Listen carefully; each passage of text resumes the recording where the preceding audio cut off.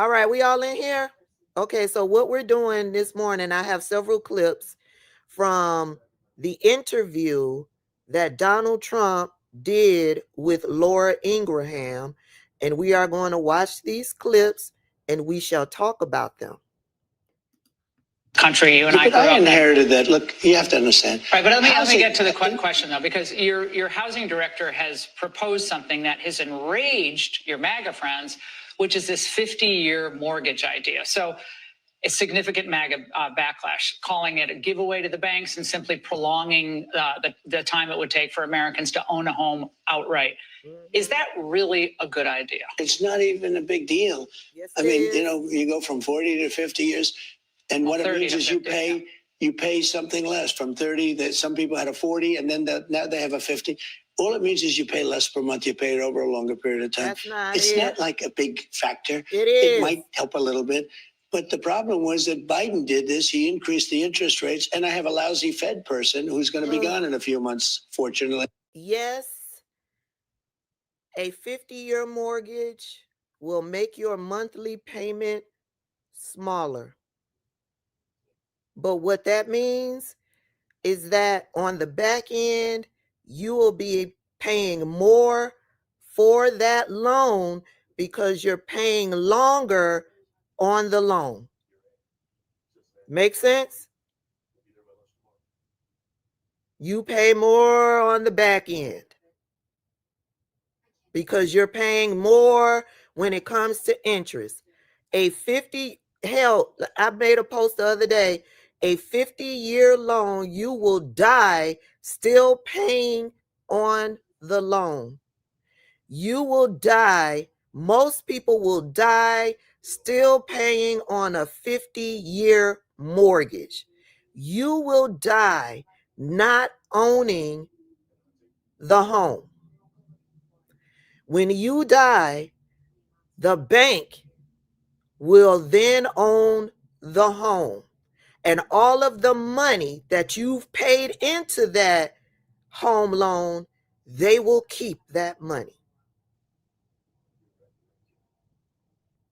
That's the basics. I ain't even trying to get into interest payments and how that adds up over time. I ain't even got into that. The basics. You will end up paying more on that 50-year mortgage because you're paying on it for a longer period of time. Other things, as you noted, have gone up. Beef, coffee, auto repairs. That's a real quick one. She's addressing the high cost of beef and other grocery items, and he told her to shh. Let me play it again. It's real quick. Let me play it again. Other things, as you noted, have gone up. Beef, coffee, auto repairs. He says shh, but they're going to come down really quickly. Which is it? Because he's been telling us that prices have come down. Right? He's been telling us that prices have come down. The only thing that's expensive is beef.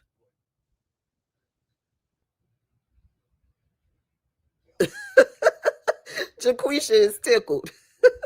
I'm going to play it again. Other things, as you noted, have gone up. Beef, coffee, auto repairs. Shh.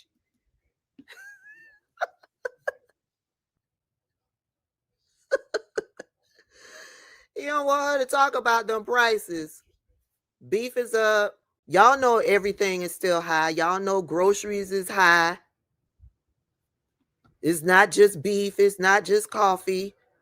Y'all know gas prices have not come down. Y'all know that utility costs have gone up. I mean, people in Georgia came through with that vote to balance out the Public Service Commission to get those two Republicans off. That's how serious it is in Georgia. I think utility rates have been increased 6 times in the past year or two. Where are my Georgia people at who can help me with that? My Georgia people. I think it's been Georgia Power has increased their utility rates 6 times in the past year or two. It is say the ones that say to which there were a lot of them. I'm sending them a $10,000 bonus. Where's that money coming from? I don't know. I'll get it from someplace. I always get the money from someplace regardless. It doesn't matter. I do a lot of bonuses for people because it's really something that it's like the American way when you think about it. In that clip, he's talking about giving a $10,000 bonus to federal employees who worked through the shutdown with no pay. He's going to give them a $10,000 bonus. And Laura Ingaham said, where is that money coming from? Now, we all know Donald Trump doesn't have the power to issue out money like that. If that were to happen, it has to be approved through Congress, the House and the Senate, right? We know that, right? So he's just talking out of the side of his neck.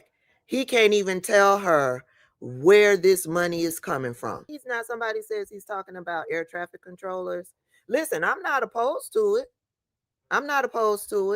But he's not going to do that. He's talking shit. Number one, he doesn't have the power to do it. That has to be generated in the House and in the Senate, approved through the House and the Senate, and then it goes to his desk for signature. I'm not opposed to it.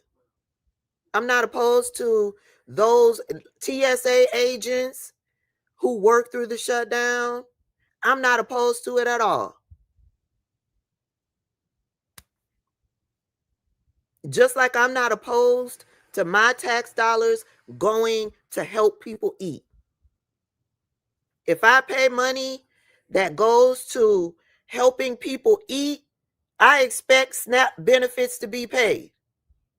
I don't have a problem with my tax money going to people who need some food assistance. I don't have a problem with my tax dollars going to help people get health insurance because they can't afford it. I don't have a problem with my tax dollars going to help people keep a roof over their head when they can't afford it. I don't have a problem with that. Sure, there are a few who take advantage of the system, but the bigger picture to me is helping people who do not have enough funds to eat, to keep a roof over their head, and to have medical insurance for when they need it. I don't have a problem with any of it. In Chicago, what is your message to him? Well, look, number one, he's got a 4% approval rating. You have people in Chicago, beautiful black women wearing a MAGA hat, red MAGA hat. Please come, Mr. Trump, President. They call me president. They call me Mr. They can call me whatever they want. Please come, President Trump. Please come to. They're begging us to come.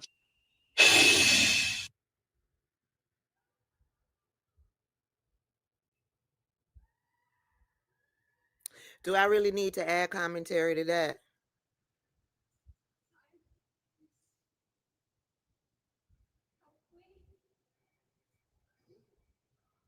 Do I really need to add commentary to that? There's never going to be a country like what we have right now. And does that mean the Republicans have to talk about it, Laura. And does that mean the H-1B visa thing will not be a big priority for your administration? Because if you want to raise wages for American workers, you can't flood the country with tens of thousands or hundreds of thousands of foreign workers. You also do have to bring in talent.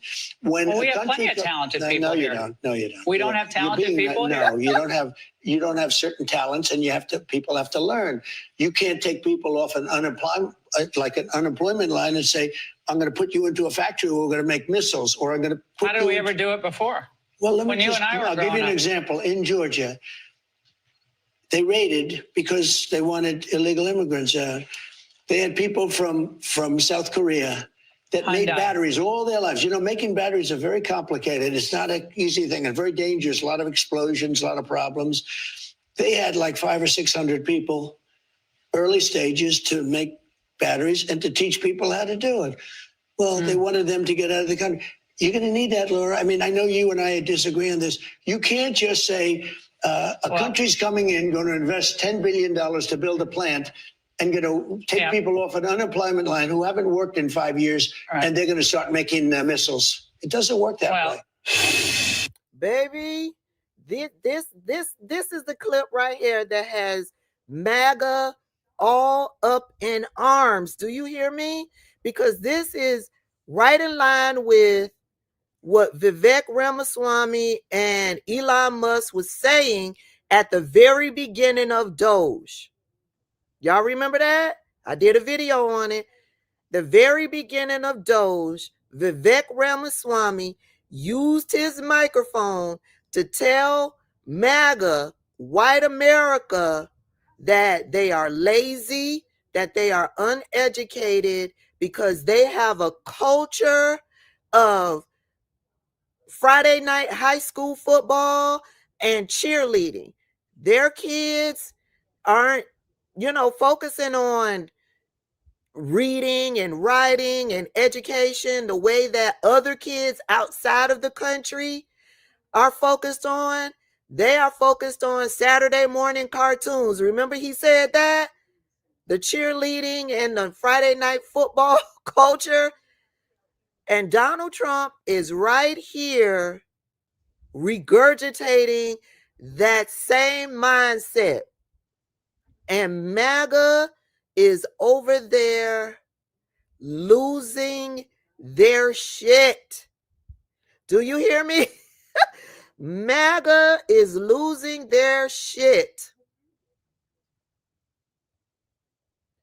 And I can't believe that I am in agreement with Laura Ingaham and MAGA, because the way that the process was going to work, remember we've talked about that Hyundai plant that was being built here in the state of Georgia, right? And all of the workers that was here working to set up that plant from South Korea, they were here to set up the plant, right? Get everything in working order, do what they need to do. And then they were going to hire workers and train workers to take over running that plant. That is the plan. They were going to teach them how to fix and operate and do whatever it is that they needed to do for Hyundai parts.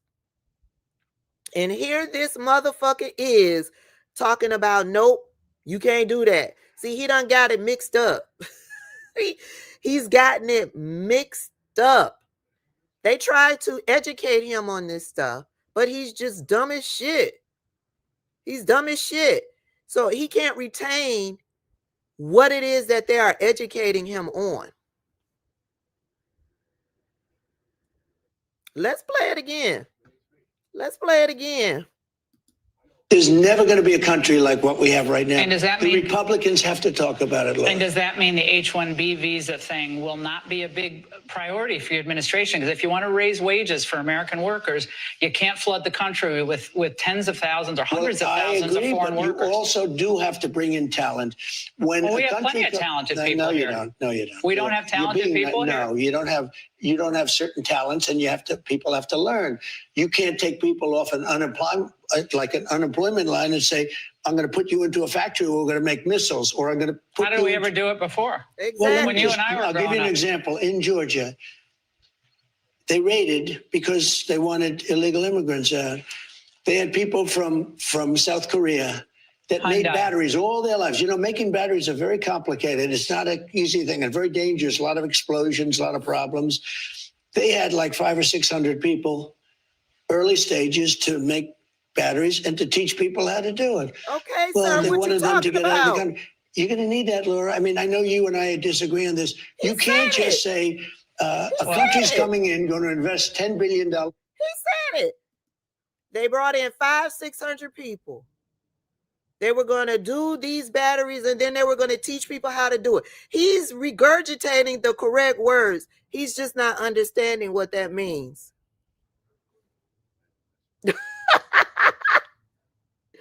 And that's how they did it. That's how they did it back in the day. They brought in experts. They taught the regular everyday people and how to do whatever it is that needs to be done. It's called a training program. It's called a training program. There's training programs in every corporation out there. You may have education in a certain area, but not the physical labor experience in that area. They'll bring you in and train you how to do it. What is he talking about? MAGA is fuming. And I love this for them. I love this for them. You brought in someone that doesn't have a clear understanding of how anything fucking works. He is just a con man. He knows how to con people out of their money. That's it. And he has no interest of sitting down, being fully educated, and understanding any of these serious issues that affect our community.